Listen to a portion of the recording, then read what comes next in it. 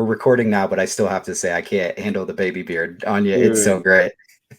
I didn't believe you shaved either. I think that oh my God, dude. Like, Tell you. We have to grow it back. This looks very strange. We are twinning here on I'm Not Famous, episode 6 of this new themed fantastic season. And I don't want to say the theme yet. Those of you that have been watching probably know. But first, I want to introduce our guest because he doesn't know. We're going to surprise him with the theme. So without further ado, let's bring on HP Mendoza. Like, I need to add like horns and like all that stuff. How's it going, HP? Great. How are you doing? I'm doing good. Kerry's got a big smile on his face. I'm so stoked. Once you told me he has no idea, I think this is probably the first guest that doesn't know the theme of this season. Well, so my dad was the guest for episode 3, and he didn't know anything. So you know, HP, I posted out to social media, and which will do better introductions for you here in a second. But like I said, I warned you, this one is farthest from formal of any of our podcasts. Okay. And my dad made a joking comment that he wanted to be on one. So I harassed him until he finally showed up. So we did one with him. And he was the typical old man with the iPad, and it was falling over as he was doing it. And his volume is way down here. It was fantastic. So, but anyways, HP, how are you doing? Good. I'm a lot better right now. It was a crazy day. Good to see your worn faces. I haven't seen you guys in person in what? How long? Gosh, it's been a while. So we met you at a number 3 or so years ago at Tall Grass Film Festival. You were promoting Bitter Melon at the time. And we connected on Eating Raoul because I did the interview with you. And when you explained your movie, and more, not so much the movie itself, but more so the style you like and the things like that, it made me think Eating Raoul. And I said it, and you got so excited. And it's funny because Kerry still to this day is like, you guys bonded over some movie that the rest of us still have no clue what it is. And I'm like, it's a fantastic movie. So and it's since then, Criterion edition too. Oh, there's a new one. Is there? Bit of Criterion edition. Yeah, there's been remastered in 4K. Yeah, Eating Raoul, Criterion edition. Check it out. See, I got the one that they released a handful of years ago. Now they're remastering everything in 4K. I like have to be rebuying all the new editions again. But yes, great movie. But so is Bitter Melon, which I own on Blu-ray as well. Maybe eventually Criterion someday. And I still send you. For my day job, I work with television, so I still send you every time those pictures. That's how we stay in touch, is I send you pictures of apps with your movie on it. I'm like, here it is on Gravitas or whatever. And I'm like, that's so great. Right. Thank you. Yeah. So I'm talking up a storm. I'm excited because we love hanging out with you. But let's just go down the list for those of us that are, or those that are watching us. Filmmaker, music maker, viral video maker. I think I'm sure what else have you done? So have you written a book? Probably. Like, I mean, I've designed books. I haven't really written one yet. Okay. Yeah. But yeah, not quite there yet. I'm not at my Eat, Pray, Love era yet. Not your Eat, Pray, Love. Okay. So you are an HP of all trades, though, I guess is the way to put it. Hey, game developer, how's that? Yeah. That's a good. That's a pretty big one. You cover all the Project Nerd fandoms, that's for sure. You touch a little bit of it all. So I know we've got an exciting announcement. Kerry, you've been quiet, so I'm going to let you why don't you lead us in, and then I'll play the intro video so HP can get a feel of where this episode's going. Ooh. So you want me to give kind of a little bit of what we're getting into? I'm gonna let you run with it. We are about to talk about one of the greatest franchises in cinema history. We are now on the 9th installment, soon to be in production, a 10th installment of this amazing franchise. You ready? Yes. Ask any racer, any real racer. It don't matter if you win by an inch or a mile. Winning's winning. It is the Fast and Furious edition, HP. So I think it goes back to November, Kerry, when you were like, you had one of the movies on and we were talking about rebooting I'm Not Famous. And I'm like, let's just do every episode themed about it. And we made a joke about it for a couple weeks. And then a month later, we're like, actually, we'll have each guest on, and at the end, we'll quiz them on quotes of Fast and Furious quotes versus their movie. We're gonna build a character for you in our competing Fast and Furious franchise. all these things. So HP, welcome to the Fast and Furious edition. By the way, not affiliated with NBC Universal, but it doesn't mean we're not open to it, NBC. Give us a call. We're here. There you go. So, HP, have you seen any of the Fast and Furious movies? So here's a Shyamalan twist for you. No. That's but I know enough about it, and I share a lot of the clips and memes. I have a lot. I quite often use that 4-second clip of Vin Diesel saying, "Oh my God, I'm my father." Yeah, it's whenever I'm in a meeting, like in a Zoom meeting, and someone's kind of a mush mouth, someone always shares that. Like, well, we are on episode 6, so we are talking about Justin Lin's Furious 6 from 2013, and here we go. Since Dom and Brian's heist in Rio left them and their crew, very rich people, they've scattered across the globe. However, they must still live as fugitives, unable to return home to their families. Meanwhile, Agent Hobbs has been tracking a gang of lethally skilled mercenary drivers whose second in command is someone Dom knows. Unable to take them down himself, Hobbs asked Dom and his crew for help in exchange for full pardons. That tune was $788 million earned. That's what that movie brought in. Good night. Kerry, where's this rank on your list? Is this one of you up towards the top? Or so I have to make a big correction. I think in the last episode I was talking about it like it was this movie. I had to rewatch it. That's how bad it was. I had to go back and actually correct myself and force myself to watch it again. I believe in the prior episode I talked about Gina Carano being in Fast 5, if I recall. She actually was introduced in Fast 6. So this is that with Luke Evans as your main villain, or I believe it's Owen Shaw. So this was the first installment of the Shaw brothers, not Jason Statham, but Luke Evans. And Letty, which is what you're referring to, Michelle Rodriguez's character, has amnesia. In this one? In this one. Okay. So this is where that, as you gave that beautiful reading, so poetic, as the second in command was Michelle Rodriguez's character, Letty, who now is a villain. So it is definitely a correction. I would like to retract and issue a public apology for Fast 5. I believe I got it all wrong. I'll have to watch that episode. But yes, Fast 6. But you mentioned it, and I think that's one of the things I looked at a lot. I didn't realize how many movies Justin Lin did. I don't know these ones or just in total. Yeah, these ones. He did Tokyo Drift. He started with Tokyo Drift, yeah. Then he did Fast 5, Fast 6, which is the one we're talking about. He also did Fast 9, which we're going to see, which we will see in the movie theater. You're going on your own. No, we're watching that. Well, I guess we have to at this point. As we talked about full circle, the last movie I saw in the theater was Vin Diesel in Bloodshot. Now I'm going to see Vin Diesel in Fast 9. But he actually did a really, and that's one of the things I don't know, maybe HP, it seems like you had a good understanding of it. I didn't realize how much stuff Justin Lin actually did. And for those of you that have been listening, and we've been bashing Tyrese this entire season, entire season, I really feel like at this point, Tyrese was only in this series because of Justin Lin, because he directed the movie called Annapolis. I don't know if Tyrese, Tyrese and James Franco. So it all ties back to Justin Lin being the cause of Tyrese in these movies. So I'm very upset with him, and he's continuing the series. But I've been deep diving into Justin Lin's career. But one of the things on a positive note, I really appreciated Scorpion. I don't know if you guys ever watched that series on CBS. As Iggy is familiar, we did. What's that?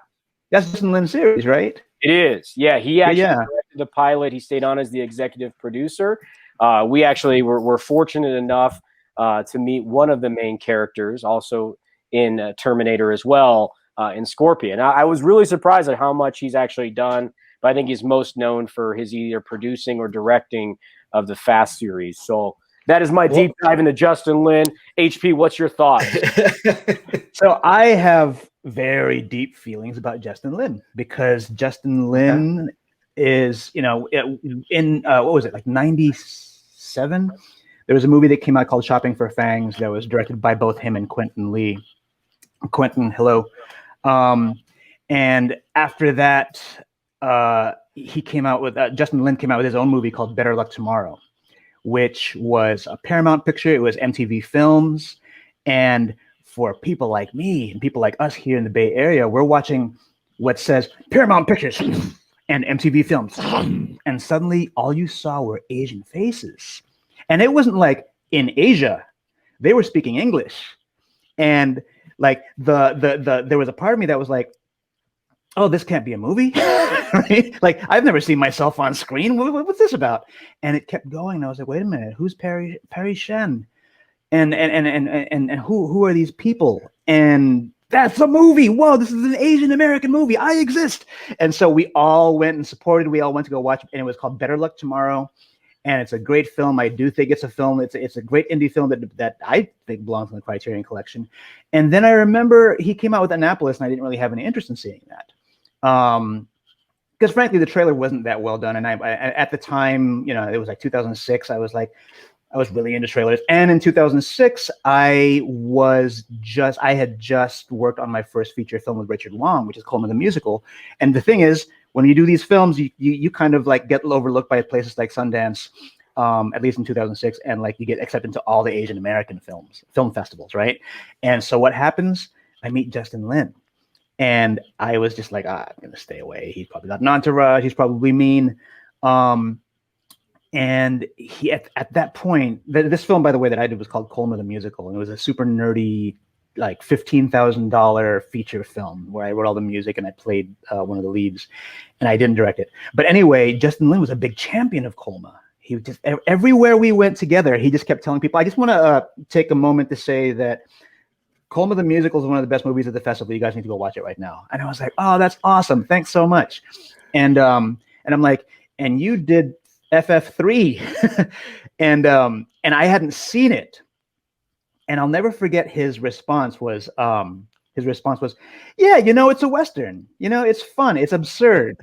And I thought to myself, like, I didn't say anything. Like, what did you think I was going to say?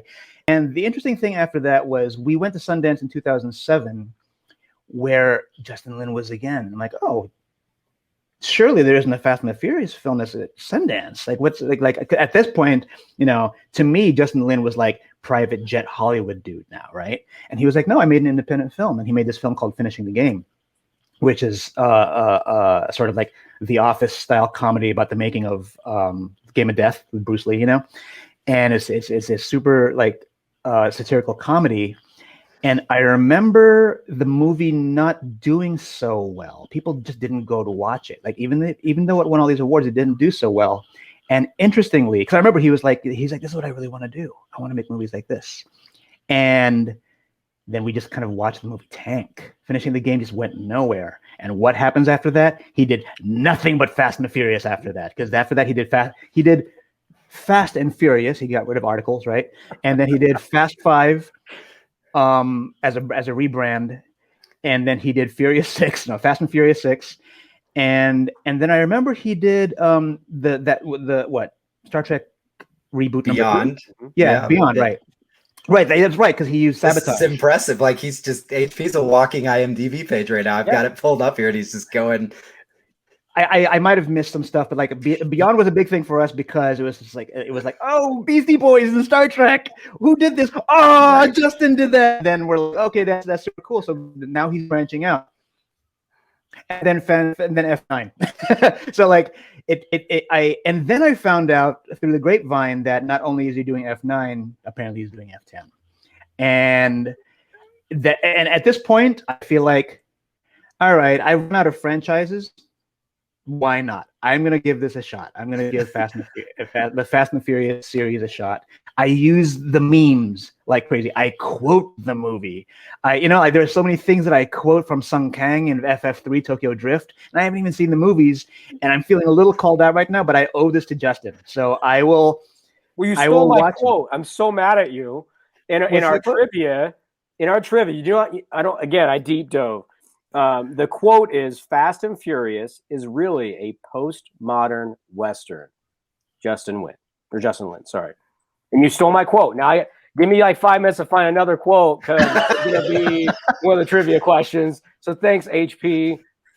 Yeah, you First did of all, a great job of that IMDb because I wrote down a pretty good portion of it. If it makes you First of feel any all, better, that's all I got.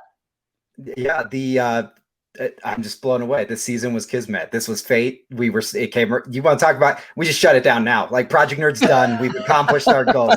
This is unbelievable. I love the fact that you were talking about the Better Luck Tomorrow. You are very familiar. You know Sav as equally as we do, and Sav was on for episode 4, and we talked a lot about that representation, right, with Chasing Amy. Right there again on it. And then amazing to hear all those stories about Justin Lin as we're sitting here doing this whole podcast themed on the Fast and Furious franchise. It's just great. I do want to point out you did miss one short film that I think should be called out. He did a 2012 short film called It Has Begun, Banana Apocalypse. I'm really interested to know what that's about. I want to know more.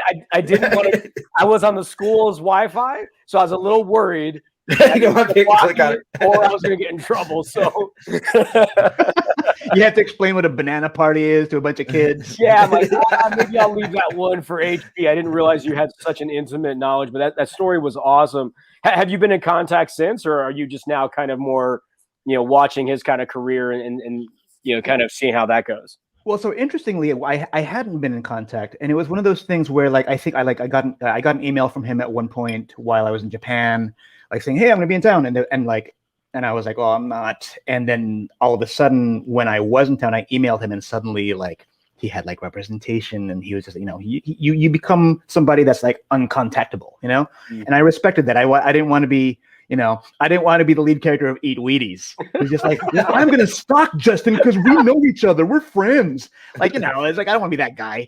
But interestingly, now I don't want to dominate, but like the how do I freeze dry the story? Basically, from Colma to now, right? Like from when I first met Justin to now, I think, I've been making all these movies just that are made to go to the film festivals and hopefully get sold or purchased.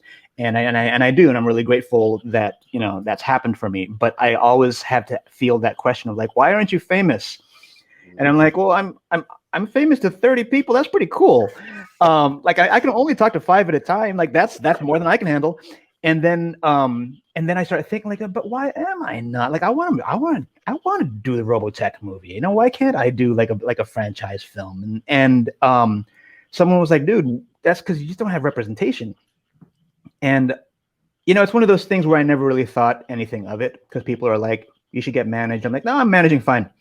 And finally, someone's like, no, you can't just walk into Paramount. And like, by the way, like this is like 20 years later. I'm like, oh, you can't. that explains a lot. So what was great about that was I found I was shopping for managers, and it's like dating. You can't just say, hey, you're a manager, you're perfect. And so like shout out to my manager Zach Book. Like he's just this guy that gets me. We're a couple of nerds that love to do shrooms, and we just talk about that all the time. And lo and behold, all of a sudden, he's like, "Hey, this idea that you have for this arcade sitcom, and let's talk to some people about this." And like, as the names keep pouring in, and suddenly, like, I'm signed with an agency. Now there's access, and all of a sudden, I see the names of the people who I'm going to be talking to, and like on the list, I'm like, "There's Justin." There it is. Now it's not stalking because it's professional.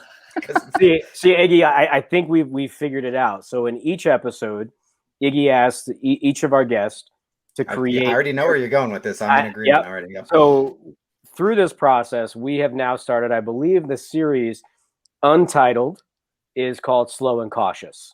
Yes, that's our new franchise. We're gonna launch, considering how much money. What is it? Something like $4 or $5 billion. Yeah, worldwide that Fast and Furious has made. We've decided to launch a competing franchise of Slow and Cautious. Yes, go ahead. Slow and Cautious. HP, we need you to be our Justin Lin. Yes, we need you to sign on as the director. We will create your studio franchise piece, Slow and Cautious. So okay, so basically you're saying that you guys will make Slow and Cautious and Slow and Cautious, or sorry, Too Slow, Too Cautious, and then I'll come in for like Slow and Cautious Philippines Drift. Yeah, and rebrand Slow 5. Yeah.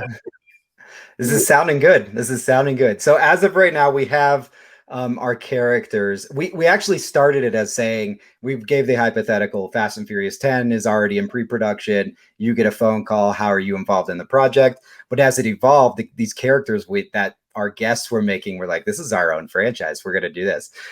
So we had our first guest. She's a voice actress, and she wanted to be, I think, kind of like a badass character that's stuck in a love triangle between Idris Elba and The Rock. So we have to somehow get them to cross over to our franchise too.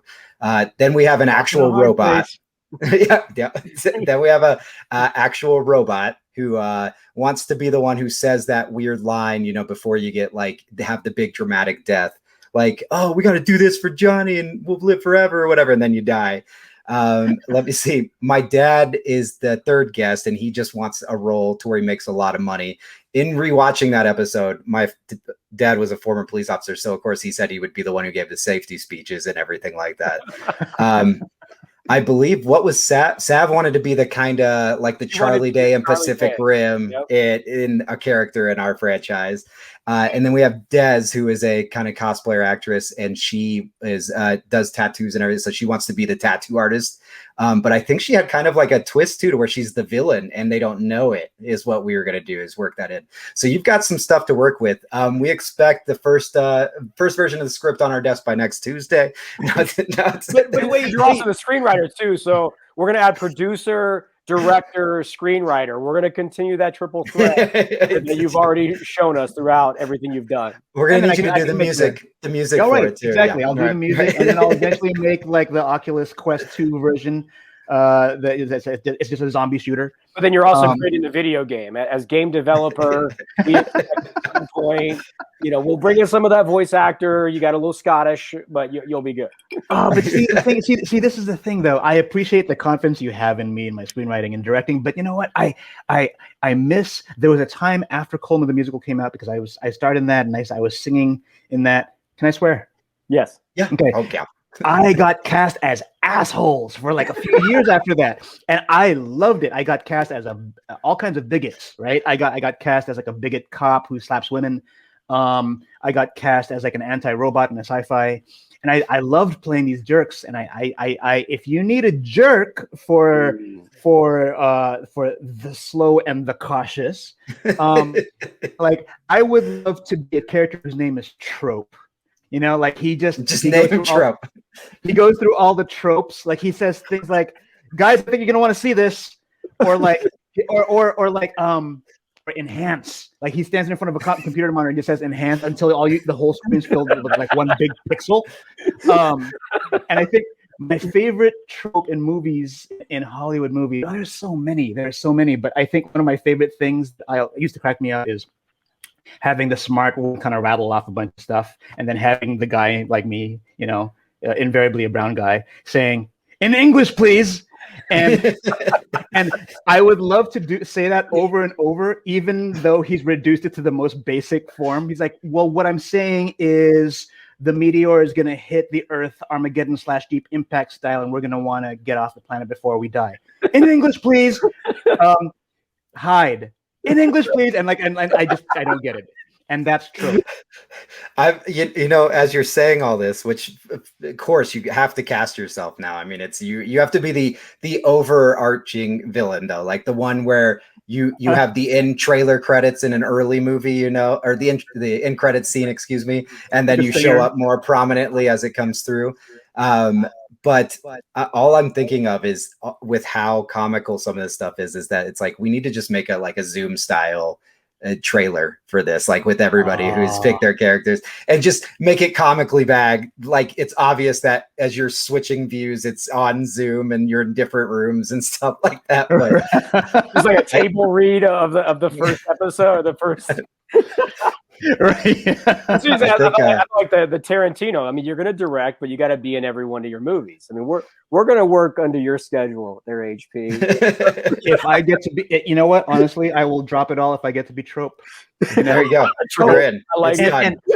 And by F10, sorry, SC10. By SC10, I would love for my character to have some redemption. You know, like, oh, he meant well the whole time, but then he has to sacrifice his life for the good of the planet. And so he goes up onto the comet. I don't know why it's Armageddon and not Fast and Furious anymore, but I go there and I have a gun and I patriotically say, "In English, please." You have to have the American flag with you to the end. Yes, as you right. put it on the comment, as we claim everything. All right. Oh, and then we have to have Sav. Sav has his hand on the monitor. That's my father up there.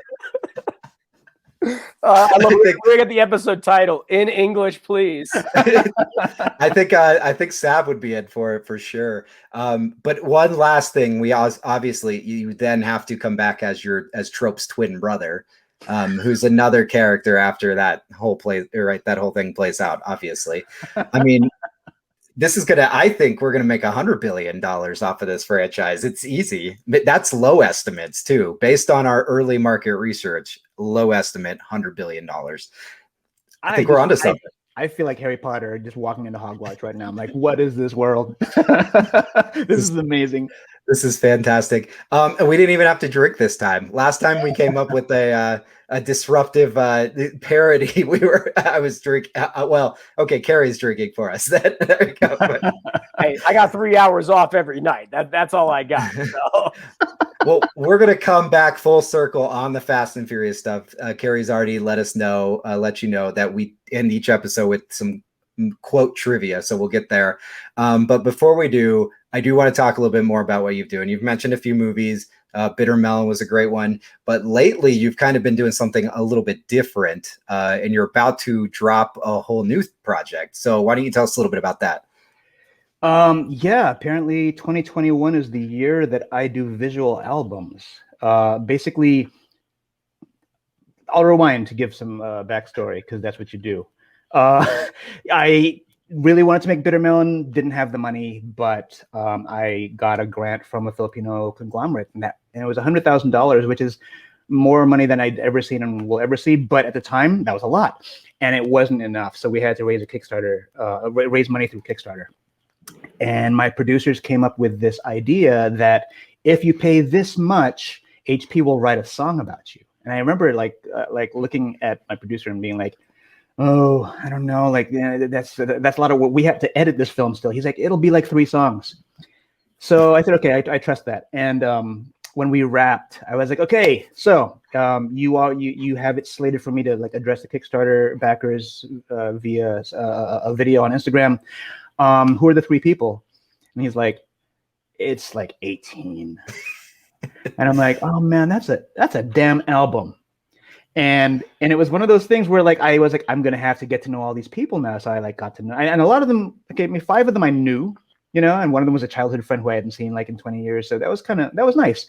But the truth is when you're talking to people who have nothing to do with each other, it's kind of hard to make something cohesive, so it's not really an album, So what do I do? So it took me a long time because I also moved to Japan, and I thought I'd finish it out there, and then the pandemic hit and sent me back over here. And I came up with the idea during the pandemic. I was like, everyone I know just is really craving like socialization and partying right now. Every song on this album is gonna be a dance track, a different kind of dance track. And like we'll have one that has one will be disco, one will be house, one will be techno, one will sound like Eurovision, one will have like a Run DMC sound to it, and I called it Folks based on the folks that donated their money to Bitter Melon to make it happen. And it's my thank you to them. And it's fashioned to sound like when you first start the album, it sounds like you're getting into a car full of friends and they're all driving to a club, and they bounce from club to club. And every time they go to a different club, the style of dance music changes. And 18 songs, finally finished them. And it's really cool because it's, I did a lot. I don't know if you can see behind you, there's a Commodore 64 monitor right there. And underneath that's a Tandy 1000 SX, which is my childhood computer. And I know how to program it. I just know, I know that's not the coolest way to make chiptune music, like I'm not a Game Boy artist, but it does the job. And so this is a chiptune nerdcore album. And so because of that, I have special guests like from the nerdcore scene, like Lex the Lexicon artist and Megaran. And it's so cool to hear like Megaran like rapping about like my childhood friend. I'm like, wow, I got like a major nerdcore hip hop artist to actually be on this album. It's amazing. So what we're doing on May 23rd through the Center for Asian American Media, because the film festival is happening, I'm going to be the closing night party. I'm performing the entire album live with the special guests. And I'm doing a lot of special effects and animation, like a lot of pixel art, to kind of recreate the story of going out with these friends on the town from club to club. So it's a live visual album, and it's called Folks. I'm in. I already am in. You know this. Yeah, I got some teasers, Kerry. HP hooked me up with a little bit of samples, and I gave a verbal commitment for pre-order right there. I was totally in. This is right up my alley. Nerdy stuff. Right up. If you're watching a podcast on Project Nerd, it's probably right up your alley. If you're visiting a site called Project Nerd. So definitely May 23rd is when you're doing the big. Is that when the album's dropping too, or are you going to drop it shortly after? No, it's gonna drop 2 days before. Okay, the actual album drops on the 21st. Because basically I just want to give people time if they decide, because this is all through Remo. You guys know that platform, Remo? No. Sundance used it, film festivals use it, and it's a way for people to host panels and make it feel like you're actually attending, because people can talk to each other during the panel, or there's like a back and forth with the Q&A. And so for this, basically I'll be performing and I'll be able to hear people. It'll be kind of weird, but it'll be cool. And what's great is I want to give people a chance to kind of jump in if they want to dance along. Like it literally will feel like a dance party. And if they want to jump in and sing along, well, they have 2 days to memorize the words, because the album will have dropped 2 days before the performance. There you go. Awesome. That sounds incredible. I'm like super stoked for it. So, well, I've been over here trying to avoid eating too much ice cream. HP's been making a chipped, like it's just all kinds of creative stuff. Levers though, right? Like you give some, you take some. I, on the other hand, have been eating too much ice cream. I feel like my coat has like 3 too many buttercream layers. It's making that Atari shirt look good though. That's all I got. I am very jealous. When you say Commodore and you're wearing an Atari shirt, you definitely win. So you're both in there. I actually was like, I thought this was heresy, because I'm like, okay, I'm wearing a Sega hat with an Atari shirt, but I have a Tempest machine there and a Commodore with Tandy underneath it. So like, you know, I think I can get away with some stuff. It's a crossover. It's like with Batman and Daredevil, both fought Bullseye, right? So that's a recent one that's happening. I'm trying to think. I've got such a mixtures of shelf. Yeah, I got Hellboy sitting next to some Star Wars characters over here. Yeah, I mean, look behind me. I got Rocky 2, American History X, and then in the middle, I got George Costanza. Right? Those all kind of go together. Oh, okay. This one here, you really can't see it. It's a Tour de France poster where they're all holding each other while they light up their cigarettes. So, I mean, make it out. Yeah, you could. Oh, there you go. Okay. Yeah. They're all like holding each other, just lighting cigarettes in the Tour de France. So, you know, it is definitely the broad spectrum here with cinema and TV. What's the eclectic style? That's what we all got going, right? Yeah. I think all of us are very eclectic. There you go. And I mean, Brack and his mom think so too. So, you know, like I just have stuff just like sitting around here. Oh my gosh, I love that so much. I was showing my fiance, who is not very into this nerd. She's a nerd as much as she tries to pretend she's not. She was the band nerd, all the drama club stuff, but she's not into the pop culture parts of it. So I've been educating her on this stuff. And every once in a while, I'll just randomly belt out Brack, you know, we can get married, just the two of us, like from Space Coast to Coast in the Brack show. And she just never knew us. So I had to show her all the videos of it. And I feel like her reaction was mildly positive. It looked more positive than negative. It wasn't as positive as some of the other stuff I've shown her. But anyways, I love Brack. Great call out there. Those are some pretty awesome toys. My husband's also a big nerd, and he claims he's not a pop culture nerd. And I was like, you know, 16 years ago when we met, I was like, I'm going to change that. You know why? Because I'm going to take you to the Aqua Teen Hunger Force movie. And I took him, and I was stupid. I should have just shown him the show, because I don't know how you guys feel about the movie, but I actually feel like the movie doesn't feel like the show at all. And I was really mad because I went on opening day and I waited in line with my husband, and I'll never forget like looking at him. I was embarrassed because I was like, this is not what the show feels like. And I look at him and he's like, yeah, no, totally, yeah, no, this is cool. I'm like, you don't have to say that. And then I went home. I was like, no, I'm showing you Brack. And he just kind of like, he kind of glossed over, right? And then something happened, and I'm gonna credit Justin Roiland for turning my husband into an Adult Swim fan, because basically what happened was we saw Rick and Morty, and he's just like, he's obsessed. He's obsessed with solar opposites, and so have you played Accounting? Justin Roiland's VR game. It's amazing. And then he has another VR game called Trover Saves the Universe. And so basically my husband has become the biggest Justin Roiland fanboy. And now that we have no Rick and Morty to rewatch, because we watched the series 5 times because he's a freak, Mark, he's like, well, show me where this stuff comes from. I'm like, we're going back to Brack. There you go. And frankly, full circle. I think because he's been primed by how fast Adult Swim is and how fast the references are, suddenly he's just like in tears watching Brack, and he's quoting it like every day now. And I'm like, awesome, he's into this. And next thing you know, like he was like all about like collecting the Adventure Time figurines, and suddenly he's all about like this character. I love his dad. His tiny dad. And I'm like, wow, okay, look, it took Justin Roiland for my husband to admit that he's a big old pop culture nerd. That's fantastic. That's great all the way around. I totally understand your experience. I'm a little behind. I had to go through a not so fun relationship for a long time before I got to this one. And so now we're basically 16 years behind you of educating her on this stuff. And she likes a lot of stuff. So we luckily is the wrong word, silver lining of the 2020 year. We got to catch up on a lot of things. So she made her way through the MCU. We've got through Star Wars. We got through all that stuff. Like she has done that. And what's really funny is she has a group of other friends who are actually pretty nerdy too. And they've always tried to get her to watch this stuff, and she's never done it. And now they're so annoyed with me because they're like, oh yeah, sure. You just go watch it for him, but you wouldn't. I was like, that's called love, baby.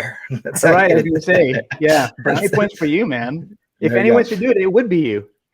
I enjoy it. I mean, I am a pop culture obsessed, since we're talking about it, and to the point to where I've raised 2 little mini pop culture obsessed to me as well. Like my 16-year-old will pick apart he is the film critic of film critics.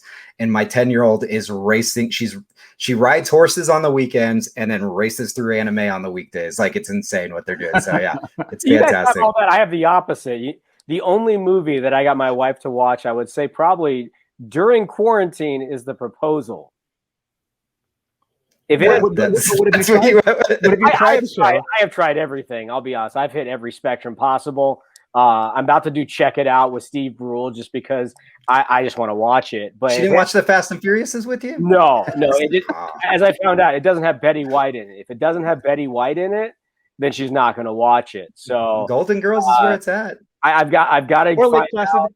Yeah, Hot in Cleveland, I think, is the next series that I believe we might have to like build a season around, because then my wife might be able to actually watch TV with me. But you guys are doing it the right way. I'm still trying over here in Quarantine Edition, trying to find the right fit for the spouse. But hey, we made it through the pandemic still with our significant others. So yeah, kudos to all of us.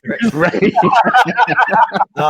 Actually, you brought up Betty White. HP, you have the Golden Girl shoes, right?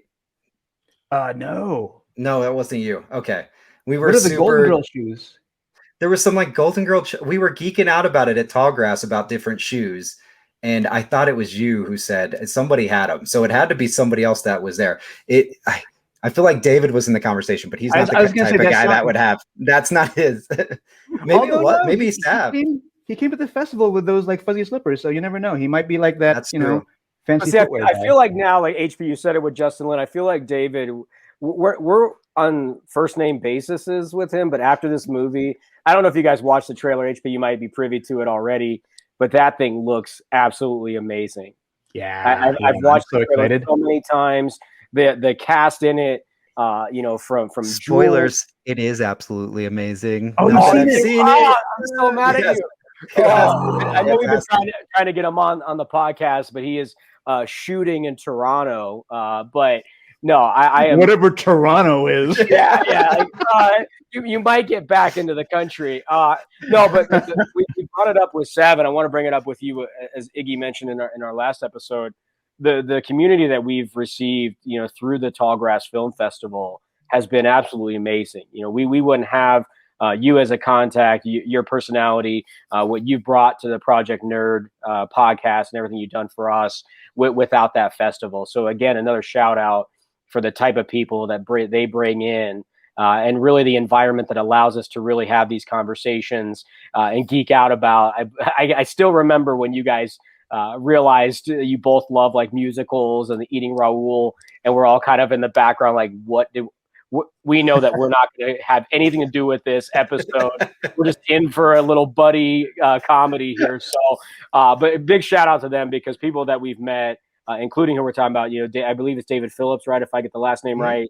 A big movie coming out, Eat Wheaties. Tony Hale looks amazing in it. Everybody else in it supporting that. Couldn't be happier for him. Hope that we get him on there and we can recap this. But again, big shout out to the Tallgrass Film Festival in Wichita. Please let us back. Please get vaccinated. I want to see HP in person. If I have to come to San Francisco to eat some shrooms with you, I'm coming out there. I'm getting my second shot this Saturday, so I'll be ready for you. Perfect. I'm tomorrow actually there, and Kerry working, and where you work, you've already got yours, so we're getting there. But real quick before we do move on, just to plug, we did have David and some of the other crew for the movie on a Nerdcast episode. So yeah, we are trying to get them on I'm Not Famous, but you can go to Project Nerd Podcast and check out that Nerdcast episode, and of course, like we said, the reviews for that. Additionally too, though, so we don't make it all about David, not only do we have this awesome episode with HP, the interview Kerry keeps referencing is back a few years ago from Tallgrass. Just search HP's name on our website and you can find that, where we talk a little bitter melon. So you see the reaction. I want our audiences to see when that moment, that romantic comedy, when the two just come together, like that's the moment that we all got. It was the Step Brothers moment. Did we just become best friends? Yes. It starts off very professional and like, oh my, I really wanted to do this, and oh wait, we're just going to completely derail this conversation and go in a different direction. But if it wouldn't have gone that way, HP, we wouldn't have you on tonight. So I am so stoked to be a part of this, and Iggy bringing me in. But man, we've had so many fun nights. Your singing has always gotten me through. We mentioned it before we recorded. The people that are also going to go watch, Mr. Blue Sky. I have to write it down, right? I believe I always call Mr. Brightside. But when you did that, I was like, Mr. Brightside, it sounds good. But when you did that last year during the pandemic with everybody, and obviously they can get a good kind of an intro into your singing voice before your 18-track release. So I'm really excited for it, and I will definitely be joining that pre-order. So, yeah, excellent job so far, and I'm stoked for what you've been doing and what you will do. So excellent work so far. I'm excited for what I know you're going to do in the future. Thanks so much. I'm excited, and I'm excited to keep on showing up here. And I have a request. For any reason, you come up with a reason, but I would love to be on with David Phillips. Okay. We get a good together. I think we need you to reach out now, as you mentioned that, or the people that you can't contact. I forget how you phrased it. Uncontactable. I think we have to use your representation to get to his representation. it's gonna get there. He is very busy right now. I don't know what project they're working on now, but it is to where if you email him or Facebook message him, it's like 11 p.m. at night. Hey, sorry, it was working all day. And it's like, but as you know, HP, that when you're in the middle of making the movie, they are long days. It's not an easy industry, that's for sure. Yeah, I actually, right before I got on with you guys, I actually just got on. I got off a call with my collaborator, Richard Wong, and we're already thinking how are we going to navigate this film that we're already writing together, and then when we're about to shoot and one that we're expected to shoot in 2 months, because it's one of those things where if you look at a calendar, it's like, oh, those all line up, right? But then you don't take into account the fact that everybody's going to want to be calling you at all hours of the night during the weeks leading up to those. And we're already super stressed, and I was pointing out, I'm like, oh my God, look at this response. This came at 2 a.m. So if you ever feel like you're working really late hours, Rich, remember that this guy was writing this email while we were asleep, so we're kind of surrounded by really busy people. And it's like, okay, yeah, we could, us too. We're busy too. There you go. Awesome. All right. Well, HP, we'll definitely plug all that stuff. We're getting tight on time, so I do have to roll us into one more awesome segment. Here we go. What are you smiling about? Dude, I almost had you. You almost had me? It's a Fast and Furious showdown. So as we hinted earlier, it is some trivia time. So this is the thing, HP. Oh, Kerry, no. I have no knowledge of this either. Correct. And I am not, as much as we are doing a whole Fast and Furious theme season, I have not watched these movies in a long, long time. Okay. And so he is going to ask us a series of quotes, or he's going to tell us a series of quotes. And we are just going to, there's no like ringing in or anything. Just each of us are going to pick an answer. Is it a Fast and Furious movie, or is it a, what else? What's the theme, Kerry? A famous director quote. Oh, okay, so it's either a famous director quote, because that's who he's lumped you in with. Good company there. Or a Fast and Furious 6 quote. It's specifically from this movie, right? That is correct. Right. Okay. As Sab tried to call me out, I did fact check all of this. I cannot reveal my sources, but I believe all of these are accurate based on multiple IMDb and wiki searches. So they might be trustworthy. I apologize to any directors that feel that this is misrepresenting their quote. All right. All right. Okay. We're ready. All right. Perfect. Let's see here. Let's start off with, well, then, it appears this inspiring tale has come to an end. That can't be Fast and Furious. That's got to be a director. What do you think, HP? I don't think that's from a Fast. That just sounds too mellow for a Fast and Furious quote. And I'm going to say it is Fast and the Furious because only screenwriters say, well then, comma. It's not even fair, man. HP as usual. Well then, it appears this inspiring tale has to come to an end was a quote by Luke Evans in Fast and Furious 6. See, that's the difference. Is now you got to remember Luke Evans being British, screenwriter, probably looking for some British stuff in there. It ain't Vin Diesel anymore. We've got some eclectic talent in Fast and Furious 6. Eclectic talent. I mean, there is a lot of talent in those movies. I won't deny that. Yeah. Oh, okay. I might be up for a real challenge this time. Then I don't know. All right. Remember, the second you go through those doors, everything changes. Our old life is done. What do you think? What do you think, HP? I'm gonna say it's Fast and the Furious 6 because I feel like if a director is ever asked to give any advice in an interview, it's themselves as solo and everyone else, and I can't imagine a director saying "our" unless he's talking to a bunch of directors. So I'm gonna say Fast and the Furious 6. I'm only gonna say director again because the last one was Fast and Furious 6, so that's the only reason. That is also Fast and Furious. That was when very, very dramatic moment. Dominic Toretto, Vin Diesel. This is when Paul Walker's character is having his baby. Remember, the second you go through those doors, everything changes. Our old life is done. It's not wrong. So profound, Fast and Furious. See, that would be cool if he was talking to the baby. You know, like Yeah. The second you go through those doors. And the doors pop open and Trump's over there. English, please.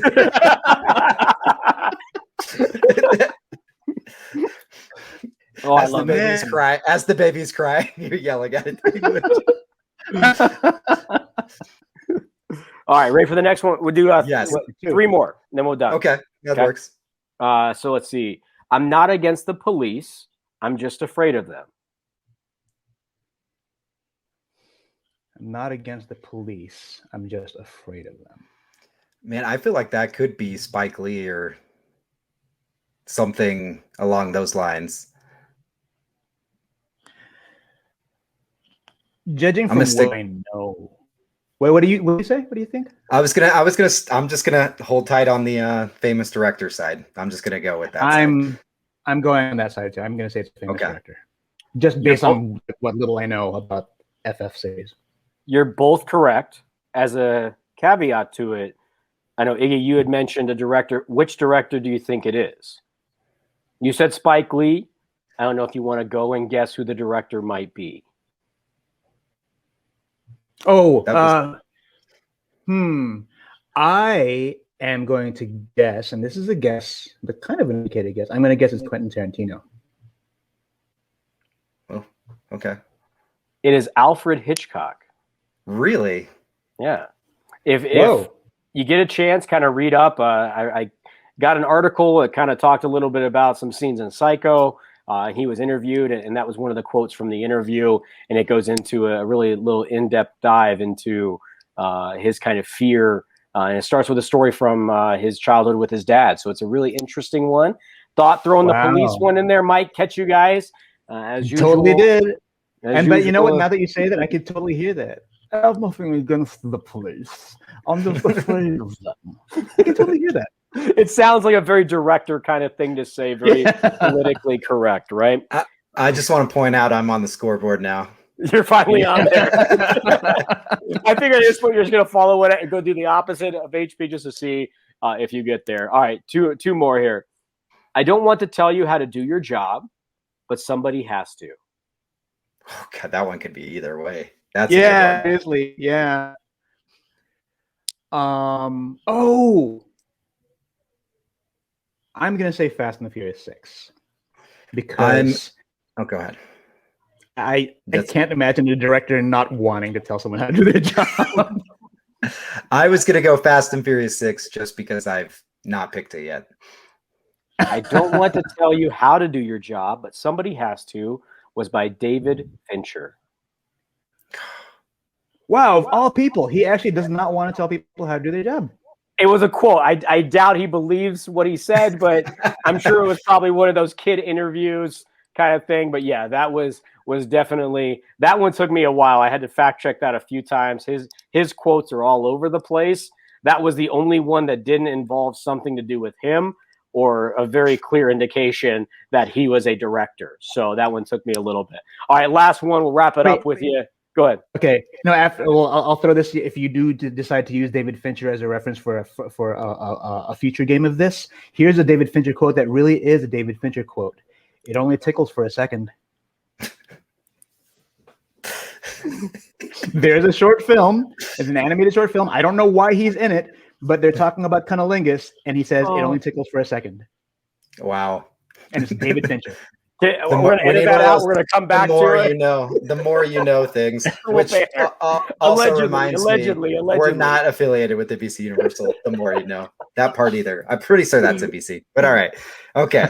That was Kerry, you're going to have to use that one now down the road. Yeah, I'm definitely going to have to use that. Maybe we'll have another director, maybe with David. So HP will probably, when we get David on there, we'll use that one there.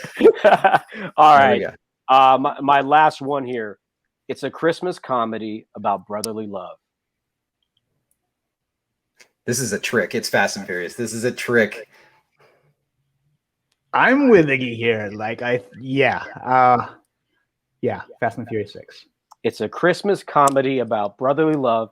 Was a famous director, H.P. Mendoza, at the Tallgrass Film Festival in 2018 with an interview with Iggy. Where's he acting? I should have known better on that one too, because he pulled that with our first guest. Ellie Newlands is a voice actress, and he quoted like her stuff, and then you caught Sav on Chasing Amy. He did a Chasing Amy quote, and Sav was like missed it and was just distraught because like there's an asterisk. There is an asterisk. She pulled out the actual like 40th script of it, so I think it's still being appealed. So we'll let Sav.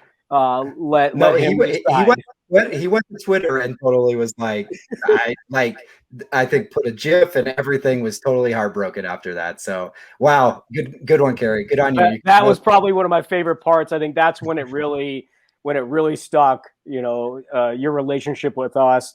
But yeah, that was the analogy I believe you used about bitter melon was and I thought that was just funny. I went back through the interview today. And it's a Christmas comedy about brotherly love. I really thought you were going to say, well, Vin Diesel said it about Fast and Furious, right? And I thought I'd get you there.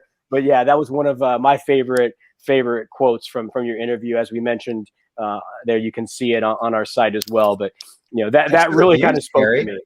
Thanks for the views, by the way. Thanks for the views. You got us a little pumping up those views by watching our interviews. So you can get it was awesome. I figured I would throw you off. You need to make a super cut of all the people that you're quoting too, you know, Because that's gold. Like you got me, and I have to see Sav get got too.